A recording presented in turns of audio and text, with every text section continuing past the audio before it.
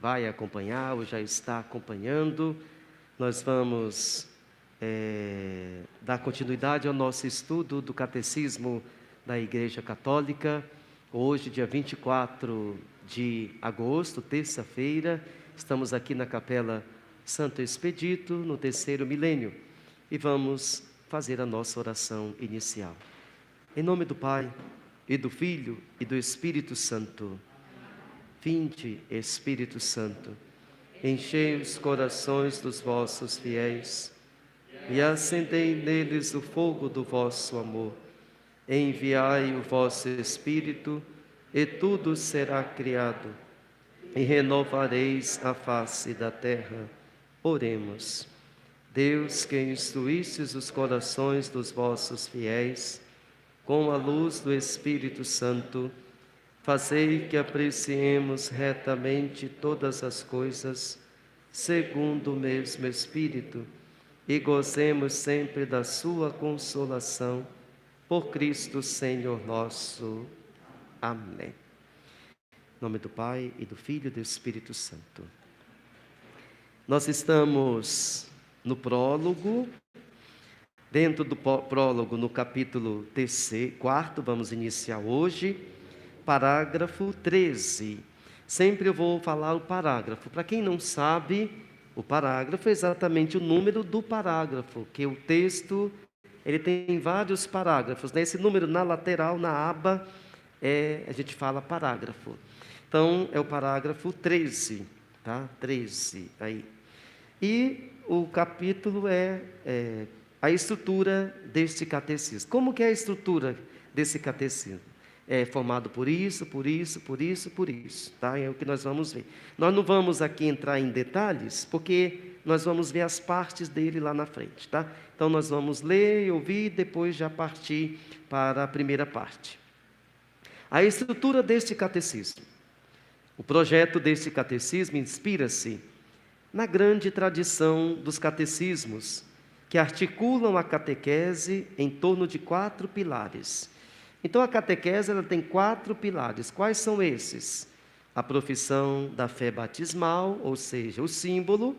O símbolo significa a profissão de fé, né? Os sacramentos da fé, a vida de fé, que são os mandamentos, os 10 mandamentos, e também os mandamentos da igreja.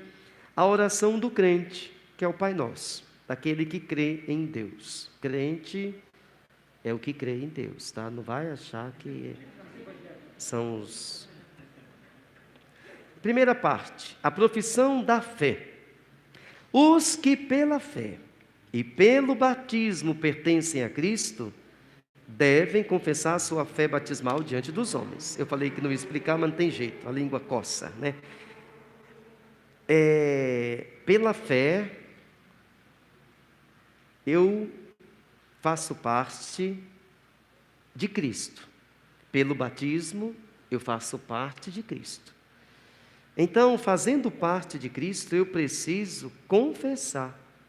E confessar é dizer, falar, né? Quando a gente vai no sacramento da confissão, diante do sacerdote, a gente faz o sinal da cruz, reconhece esse pecador e confessa ali os nossos erros, os nossos pecados. Ou seja, a gente fala, não é?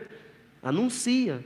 Eu fiz isso, me arrependo disso. Estou sendo sem vergonha naquilo, mas vou mudar de vida, assim vai, né? Então, a gente confessa. Confessar quer dizer falar, anunciar, dizer o que está sentindo, fazendo, de certo ou errado, mas tem que falar. Mas no caso de Cristo aqui, é confessar para os meus amigos, que esses jovens aqui, adolescentes que estavam, né? Eles devem confessar, ser amigos de Cristo para os outros, confessar para os outros. Olha, Cristo mudou minha vida, por causa de Cristo eu sou um novo filho, por causa do batismo, essa água regeneradora na minha vida, que me lava e que me leva para o paraíso. Gente, eu sou nova pessoa. E todo mundo entender o que é o batismo. Quando você encontrar com alguém no teu trabalho, mesmo que não seja da nossa comunidade, fale para ele dessa nossa formação. Fale. Diga, olha, todo dia à noite, eu não vou dizer a hora para você, meu irmão, porque às vezes o padre começa, depois da missa. A missa começa às 7h30, quando começa às 7h30 agora. Agora, por causa da Quaresma de São Miguel, não está começando às 7h30. Mas é depois da missa, você se prepara, ou então você vem em outro horário que fica gravado. Mas veja desde o começo. Pegue, por exemplo, o teu dia de folga e pega vários capítulos e vá dizendo isso para eles, vai fazer bem, eu acredito.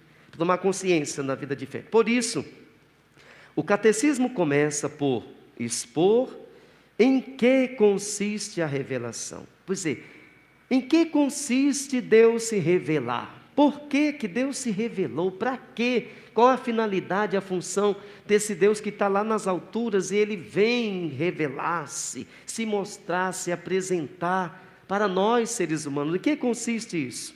Pela qual Deus se dirige e se doa ao homem, bem como a fé, pela qual o homem responde a Deus. Então Deus vem ao nosso encontro e quem tem fé responde a esse Deus. Porque é pela fé que nós respondemos a Deus. Porque Deus vem, traz o amor, traz a palavra, traz a vida e vida eterna. Eu vou responder. Se eu tenho fé, eu vou responder sim para Ele. Se eu não tenho fé, eu respondo não. Mas às vezes possa ser que eu ainda não tenha amadurecido a minha fé e respondi não. Mas na caminhada eu fui aprendendo e aprendi a responder sim. É bom dizer sim, sim até a vida. Como tem gente que possa ser que diga sim e depois começa a dizer não para Deus também. O símbolo da fé resume os dons que Deus outorga ao homem como autor de todo bem, como redentor, como santificador, e os articula em torno dos 3 capítulos de nosso batismo. A fé em um só Deus, ou seja, o Pai Todo-Poderoso, o Criador, Jesus Cristo, seu Filho, nosso Senhor e Salvador, e o Espírito Santo na Santa Igreja. Os sacramentos de fé, parte 2, parágrafo 15. A segunda parte do catecismo expõe como a salvação de Deus, realizada uma vez por todas por Cristo Jesus e pelo Espírito Santo, se torna presente nas ações sagradas da liturgia da igreja, particularmente nos sacramentos. Então quer dizer, nos 7 sacramentos. Então quer dizer que, por meio dos sacramentos, os 7 sacramentos, e da liturgia da igreja, nós vamos entendendo a realização que Deus fez na vida do ser humano, trazendo para ele a salvação.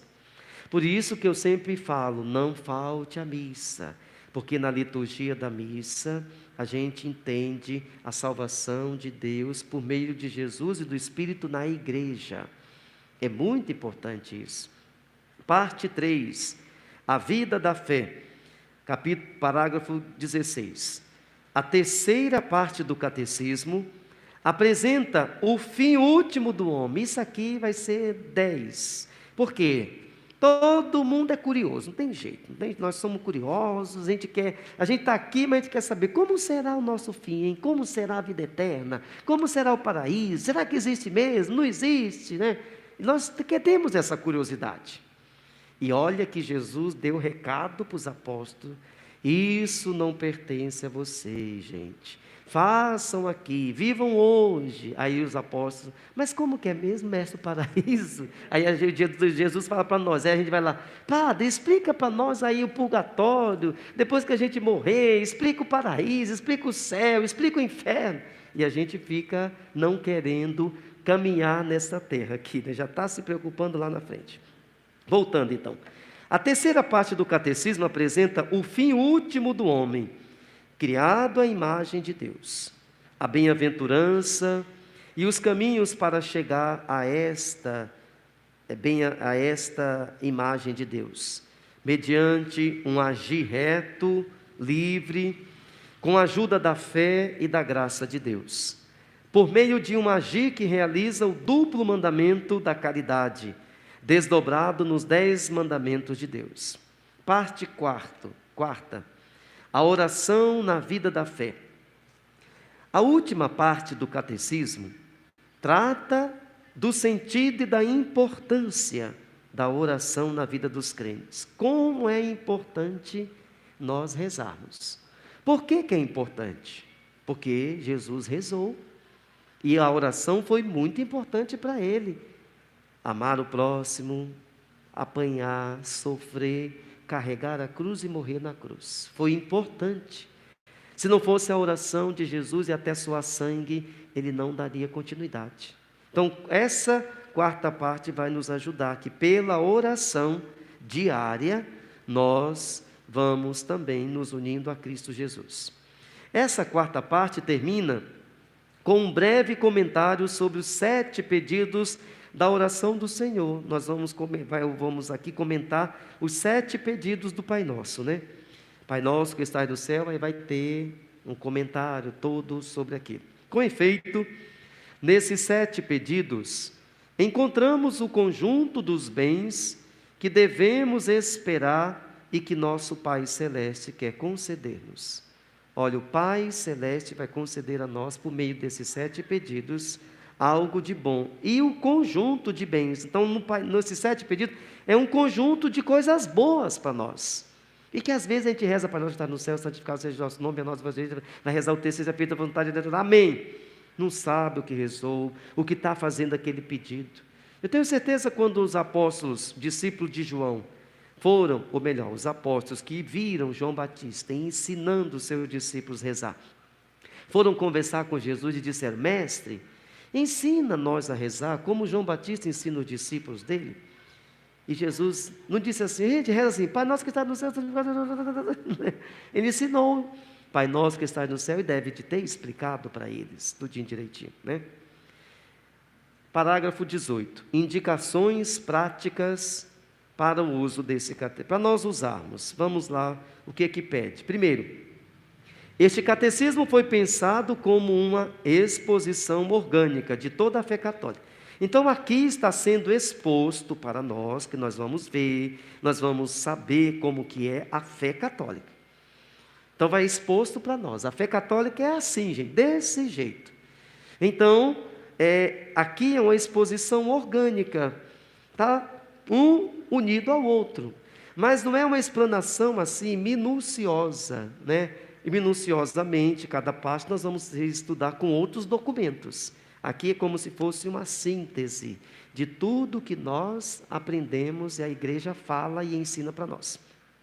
Por isso, é preciso ler esse catecismo como uma unidade, ou seja, eu não vou ler a profissão de fé separada da oração, separada dos sacramentos da fé e separados da vida de fé. Não.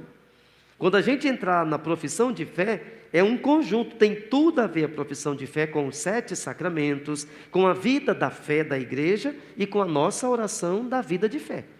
Não é a parte, olha, nós vamos agora aprender sobre a profissão de fé. Olha, a profissão de fé é uma coisa e a oração é outra. Não, está tudo intimamente ligado, né? Numerosas referências dentro do próprio texto, bem como índice analítico, quer dizer, eu já fiz isso em um dia, mas vamos lá para o final. Lá no final tem o índice analítico. Isso é ótimo de você, sempre, quando tiver uma dúvida de uma palavra. No meu é página 800, eu não sei no de vocês. O índice analítico é mostrando cada palavra, o significado que cada palavra tem. Fala sobre a minha abandono. Aí tem abandono, Aba, Abel, aborto, Abraão, absolvição, abstinência, ação sagrada. Então esse índice, ele mostra a palavra abandono, por exemplo, abandono à providência. Aí tem os parágrafos, onde que eu encontro falando sobre abandono à providência? No parágrafo 305, 322, 2115. Como nós já sabemos o que é o parágrafo, é só ir lá no parágrafo e pesquisar. Então são bastante, de A a Z, bastante palavras que vão nos ajudar para que quando a gente tiver uma dúvida sobre uma determinada palavra, nós tiremos a dúvida e pesquisemos no catecismo. Por exemplo, na letra S aqui que eu estou, solidariedade. Aí tem lá, apropriação dos bens e solidariedade entre os homens. No parágrafo 2402 fala sobre isso. Aí eu vou lá, no 2402, vou ler sobre solidariedade. Então esse é o índice analítico, né? Que a gente sabe que tem que ter. E é importante a gente utilizar.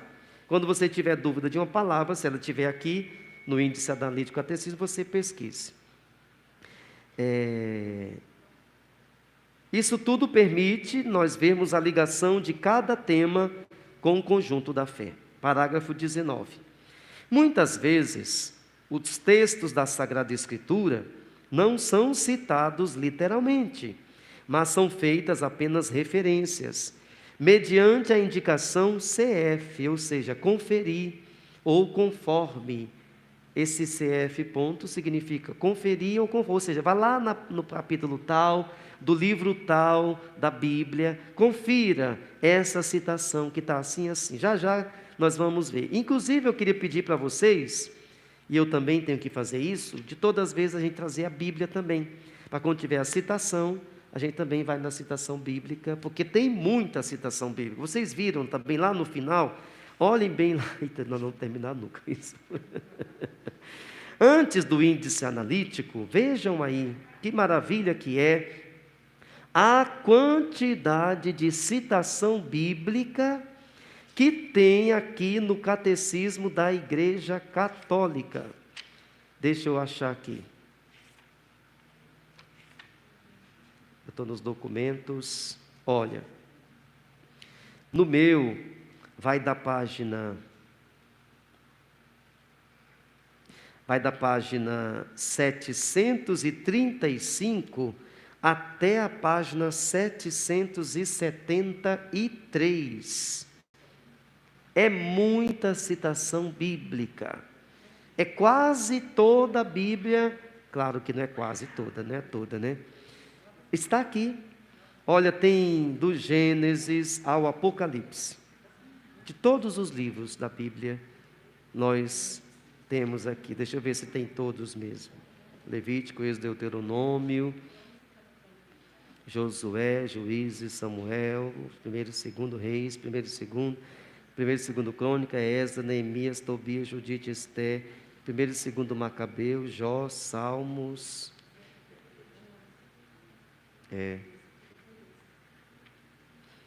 Então é importante a gente estar com a Bíblia também aqui. Nós vamos já já pegar uma citação bíblica. Para uma compreensão mais aprofundada de tais passagens, é preciso consultar os próprios textos. Por quê? Porque aqui vai ter uma parte só da citação, não vai ter a citação toda. E para compreender o contexto, a gente vai na Bíblia e lê mais outros versículos. Essas referências bíblicas constituem um instrumento de trabalho para a catequese. Por quê? Porque eu vou ligar a Bíblia com os ensinamentos da igreja e vou ajudar o ser humano a saber que a igreja ensina o que está na Bíblia. Não é contrário. O que ela ensina está na palavra de Deus. Quando em certas passagens bíblicas se usa corpo menor, graficamente isso indica que se trata de observações de tipo histórico, apologética, ou seja, a defesa da fé. Apologia, defender um estudo, um ensinamento. Isto ou de exposições doutrinais complementares. As citações bíblicas em corpo menor de fontes patrísticas são no início do século, teve Jesus, os apóstolos, aí morreu João. Naquele período do meio do ano 70 por aí, até o ano 180, é a patrística, no 200, por aí, ou seja, os primeiros homens da igreja que sabiamente transmitiram a fé por escrito para o povo, ensinando sobre catequese, sobre batismo, sobre Eucaristia. A patrística é exatamente isso. Quando nós ouvimos os santos padres, tem dois significados. Os santos padres, os papas de todos os tempos, e tem os santos padres da época, que foram esses doutores da igreja, que nesse período inicial da igreja, deixaram para nós muito ensinamento, e que até hoje a igreja vai nessas fontes, nessas origens, para trazer para nós o ensinamento atual, né? Então, as citações em corpo menor de fontes patrísticas, litúrgicas, magisteriais, ou seja, magisteriais é do magistério da igreja. O que é o magistério da igreja? O Papa e os bispos.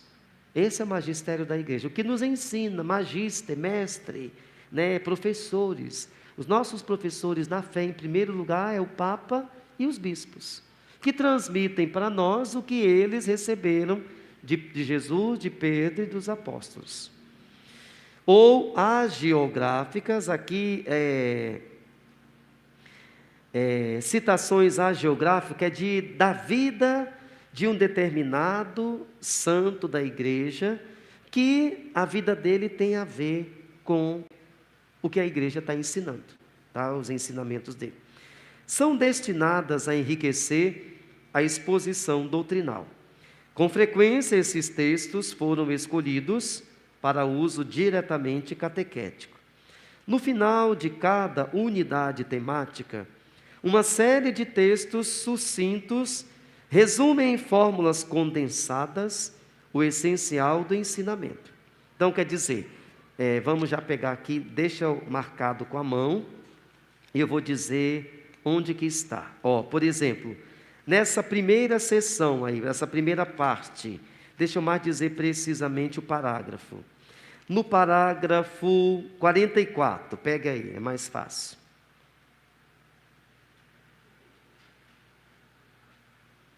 Tem lá, né? Resumindo, não é? Então quer dizer que no final de cada parte dessa vai ter um resumindo, que é um resumo de tudo o que foi falado, porque às vezes a gente não guardou tudo, mas o resumo ajuda, só que eu não posso ficar só com o resumo, né? O resumo é para me ajudar a melhor explanar o conteúdo, tá? Não fique só com o resumo, fique com Jesus todo, não só com parte de Jesus, tá? Não vai comer só o dedo de Jesus, come o corpo todo dele. Mais ou menos assim.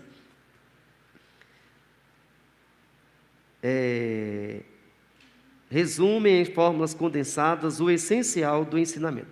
Esses, resumindo, têm por objetivo o quê? Oferecer sugestões à catequese local para fórmulas sintéticas e memorizáveis. As adaptações necessárias. Neste catecismo, parágrafo 23, a ênfase é posta na exposição doutrinal, ou seja, o que vai dar ênfase aqui é nessa exposição. A doutrina é isso. Nós vamos enfatizar, mostrar, querer que as pessoas aprendam isso daqui, né? Quer ele ajudar a aprofundar o conhecimento da fé. Por isso mesmo, está orientado para o amadurecimento desta fé, para seu enraizamento na vida e sua irradiação no testemunho.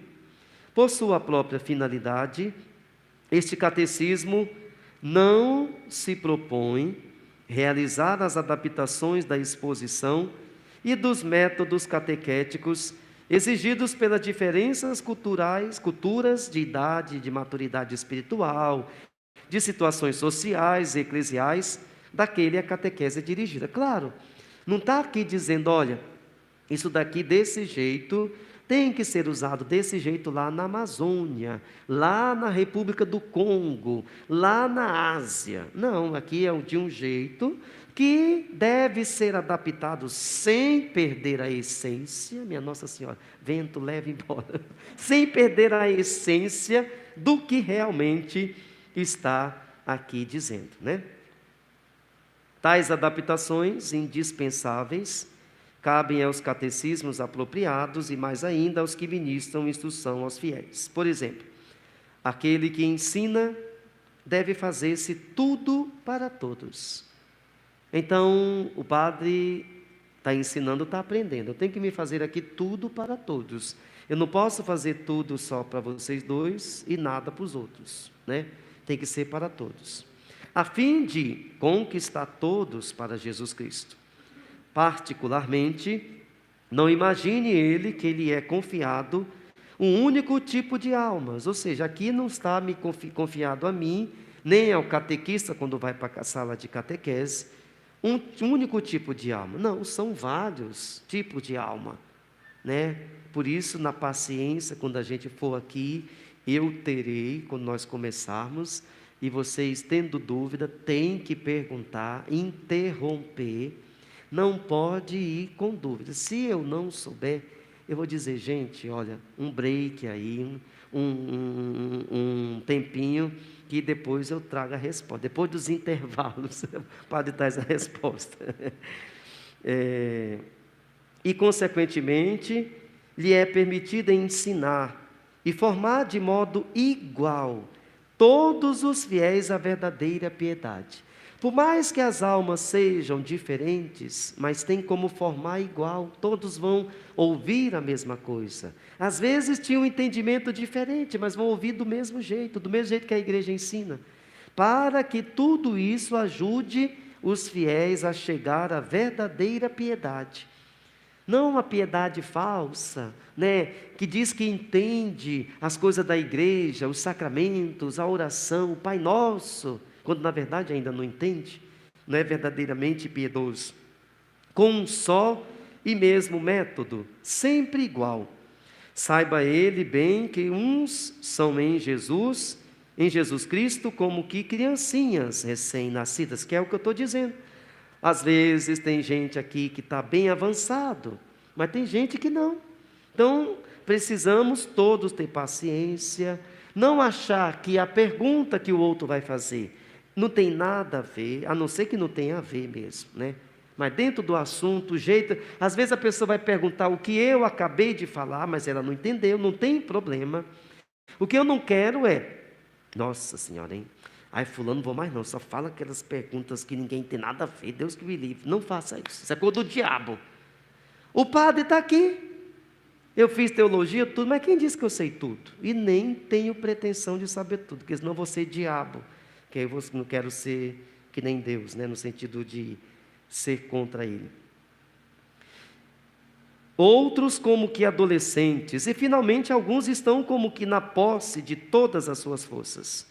Os que são chamados ao ministério da pregação devem, na transmissão dos ministérios da fé e das regras dos costumes, adaptar suas palavras ao espírito e à inteligência de seus ouvintes. Eu tento, na minha forma de transmitir, ser o mais próximo possível da realidade das pessoas, para não falar, e se tem alguma palavra assim muito difícil, eu sempre procuro ajudar a entender, como aquelas que passaram agora por apologética, patrísticas, né, e assim vai. Acima de tudo, a caridade. Para concluir este prólogo, é oportuno lembrar este princípio pastoral enunciado pelo Catecismo Romano. Isso aqui, guarde você para a vida, viu? Guarde para a tua vida na tua família, para a tua vida aqui na igreja, para a tua vida no teu trabalho, para a tua vida no dia a dia. Toda a finalidade da doutrina e do ensinamento deve ser posta no amor que não acaba. Ou seja, tudo que foi ensinado aqui é colocado em Jesus, em Deus, segundo Deus quer para nós, nesse amor que não acaba.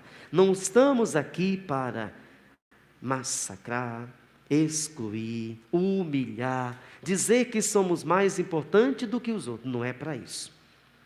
Com efeito, pode-se facilmente expor o que é preciso crer, o que é preciso esperar, ou o que é preciso fazer. Mas, sobretudo, é preciso fazer sempre com que apareça o amor de nosso Senhor, para que cada um compreenda que cada ato de virtude perfeitamente cristão não tem outra origem senão o amor, e outro fim senão o amor. Quer dizer, nós estamos aqui, eu sou catequista, eu sou ministro, eu sou leitor, por quê? Porque o meu fim é o amor, por causa do amor que é Jesus. Eu não estou aqui para me aparecer, para ser mais importante, para pisar no outro, para dizer que sei mais do que o outro. Não, eu estou aqui por causa desse amor. E esse amor que é acolhido vai ser transmitido sim por mim, com amor e no amor, né? Então, primeira parte. Antes da primeira parte, perguntas tem? Levante a mão e o microfone está aqui, porque tem pessoas assistindo em casa. Você de casa tem alguma pergunta? Fale aí, pergunte. Primeira parte, a profissão de fé. E temos aqui nessa primeira parte, um de vocês tem uma foto? Tem, não tem? Olhem bem para esta foto, o que vocês veem aí nesta foto? Vocês falam, eu repito para o pessoal de casa, e você em casa também. Olhe bem para essa foto, ela não está à toa aí. Ela tem um significado. Nela, o que vocês veem? Pode ir falando aí, eu repito para vocês. Fala em voz alta. Uma mulher, o que mais? Uma criança no colo. Uma outra pessoa aqui do lado. Essa outra pessoa, o que está fazendo? Está chamando? Todos pensam assim?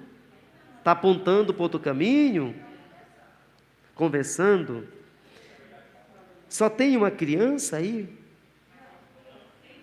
São duas. Eita, mulher forte, né? Por que será que essa mulher está com duas crianças aí? Imaginemos nós. E o que tem aí na frente desta mulher aí, com duas crianças? O que tem na frente? O que será que é isso? Oi? Parece um mapa do mundo? Eita, é? Oi? Um camelo? Ah, porque tem parece uma cabeça assim, né, saindo. E atrás deles tem alguma coisa, não tem? Uma árvore, um galho de uma árvore, né, parecendo. Flor. Agora vira a página. Vamos lá. Tem escrito a explicação aí, ó. Fragmento, isso daqui é o fragmento de uma fresca, ou seja, de uma pintura das catacumbas de Priscila, lá em Roma. Que é assim, meus irmãos, minhas irmãs, na época de Jesus, os cristãos eram mortos, não existia cemitério, era muita gente morta. Onde que essas pessoas eram enterradas? Bem profundamente embaixo da terra. Então eram metros e metros de profundidade, 20, 30 metros, e lá tinham muitos túmulos. Eu fui na catacumba de São Calixto e na de São Sebastião, que é próximo da outra. E realmente, um calor desgraçado lá em cima, né? Aí a gente tem uma instrução lá, eu peguei uma aula de um instrutor espanhol, que era mais fácil de entender, porque tinha alemão, francês. Eu disse, não, vou no espanhol, sou mais humilde, não tem português, vamos para o espanhol. E aí eles mostram o que vai ter lá embaixo. Tá. Aí está um calor danado. Aí a gente vai descendo, aí começa a dar frio, não por causa do medo, não é medo não. Dá frio porque é gelado. Tem uns que tem os ossos de pessoas lá embaixo, eles vão falando todos os túmulos, e é muito túmulo mesmo. Sabe quando a gente vê aqueles filmes, e aqueles pessoal vai baixando, aí tem aqueles filmes que tem de ratos, e daqueles monte de coisas na parede lá embaixo? Não é os ratos, esquece o rato. São aquelas coisas mordidas assim, só que são túmulos mesmo, as pessoas eram enterradas. Aí quando terminou a perseguição dos cristãos, aí os corpos foram tirados e enterrados. Por isso que em Roma tem um monte de basílica com o corpo dos santos, porque estavam todos lá, enterrados nessas catacumbas. Então, esta foto é do fragmento de uma fresca, ou seja, de uma pintura das catacumbas de Priscila, em Roma, no início do século III, lá pelo ano 200 e pouco, 201, digamos assim. Olha, é muito longe de nós. Nós estamos em 2021, menos 201 é o tanto de ano que tem para trás, que tem essa pintura. A mais antiga imagem da Santíssima Virgem. Então, quem será que é essa daqui? Nossa Senhora. É a imagem mais antiga de Nossa Senhora. Olha lá. Esta imagem, entre as mais antigas da arte cristã, apresenta o que é central na fé cristã: o mistério da encarnação do Filho de Deus, nascido da Virgem Maria. Como que é esse mistério? O que é esse mistério, né? Deus invisível se faz carne visível. Ele se encarnou. Por isso, encarnação, que é totalmente diferente de reencarnação. Porque, traduzindo assim, bem rapidamente, o que é a reencarnação? A pessoa morre, ela vai para o céu e volta e se encarna novamente. Ou seja, vai se reencarnando, morreu, vai e volta, vai até se tornar um corpo perfeito.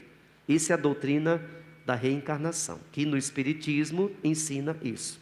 Nós, seguindo Cristo, acreditamos na ressurreição. A gente morre e ressuscita, não vem mais, porque o nosso Senhor assim ensina para nós. Então a doutrina, o mistério da encarnação é: esse Filho, o Verbo, se encarnou e se fez carne no seio de Nossa Senhora, homem. À esquerda, vão lendo e vendo, à esquerda se vê uma figura de homem, que aponta para uma estrela. Vocês estão vendo? É a figura de um homem, agora a gente vai saber porque. Apontando para vocês conseguem ver uma estrela aí? Acima da cabeça de Nossa Senhora, não tem? Assim, parece um risquinho, como uma coisa lá, alga marinha, não é? Isso, beleza. Ainda bem que todo mundo está vendo, obrigado, Senhor. Então, é uma figura de um homem que aponta para uma estrela. Tomara que você em casa também esteja vendo, meu irmão, minha irmã. Situada acima da Virgem com o menino. Um profeta. Provavelmente esse profeta é Balaão, a anunciar que um astro procedente de Jacó se torna chefe. Está lá em Números, capítulo 24, versículo 17. É a longa espera da antiga aliança e o apelo da humanidade decaída a um Salvador e Redentor, que nós vimos no parágrafo 27, nós vamos ver, e também no parágrafo 528. Esse anúncio vê-se realizado com o nascimento de Jesus, Filho de Deus feito homem, concebido por obra do Espírito Santo, nascido da Virgem Maria, conforme nós vamos ver no parágrafo 27, 53, 422 e 488. Maria traz esse menino ao mundo e dá esse menino aos homens. Assim, ela é a figura mais pura da igreja, que nós vamos ver no parágrafo 967. Então, a figura mais pura da igreja, ou seja, a igreja não é mãe? É. A igreja não é esposa? É. E a figura mais pura da igreja é Maria, que Maria é mãe, é esposa, mas é pura, e a igreja tem que assim ser. Nós não vamos começar hoje, é amanhã, porque já deu a hora, tá?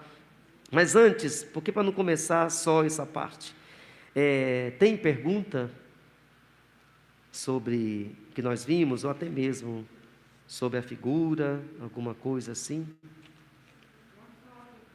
Oi? Calma aí, pega aí, vai aí no microfone. Essa parte escura aqui na foto que eu falei que era o mapa. Na frente aqui? O que é? Não, aqui aí nós vamos ter que, diante do texto bíblico, né, que o texto bíblico está dizendo que é uma imagem de um profeta falando sobre a Virgem, que está, Maria não foi para as montanhas, né? Porque aquele terreno era montanhoso. Mas ao mesmo tempo que é montanha, é pedra, não tem vida, Deus sempre dá vida. Por isso que tem uma árvore que simboliza a árvore da vida ali atrás, né? Não está tudo retratado, recorrido, como é transcrito, descrito, melhor dizendo, aqui, mas nós podemos assim olhar e saber, por que tem essa árvore? É a árvore da vida. Quem é a árvore da vida? É Deus. Deus que traz os frutos, e como é que Deus traz o fruto? A gente é acreditando nesse Senhor, convertendo-nos a Jesus, nós estamos fazendo parte da árvore da vida. E vamos fazer com Ele viver muita coisa que a gente acabava matando ou morrendo, né? Então, por mais que tenham na nossa vida, digamos assim, vamos assim tentar falar dessa forma. Ela está com a criança e está nas montanhas, no local deserto. E quando a gente está com Deus, por mais que é um deserto, tem vida. Deus faz florescer, Deus faz frutificar, Deus faz para quem bebe, se alimenta dele, que é a árvore, nunca faltar nada na sua vida. Sempre tem flor, sempre tem vida, nesse sentido, tá? Então não é um camelo. Oi? Então não é um camelo. Não, não é um camelo, não, não é. Tudo bem, gente? Então, como deu tempo, vamos rezar uma Ave Maria. Amanhã a gente continua, tá? Vocês acompanham ou na matriz ou em casa. Rezemos pedindo a intercessão de Nossa Senhora, ela que é modelo de pureza perfeito para a igreja, para que nós, como filhos da igreja e filhos de Maria, também caminhemos na pureza de vida. Ave Maria, cheia de graça, o Senhor é convosco. Bendita sois vós entre as mulheres, bendito é o fruto do vosso ventre, Jesus. Santa Maria, Mãe de Deus, rogai por nós, pecadores, agora e na hora de nossa morte. Amém. Nossa Senhora da Conceição Aparecida, em nome do Pai, e do Filho e do Espírito Santo. Boa noite, obrigado pela paciência, por ter esperado, tá? Quando acabar a quaresma de São Miguel, vai ser tudo na hora, tá? E o rito também, né?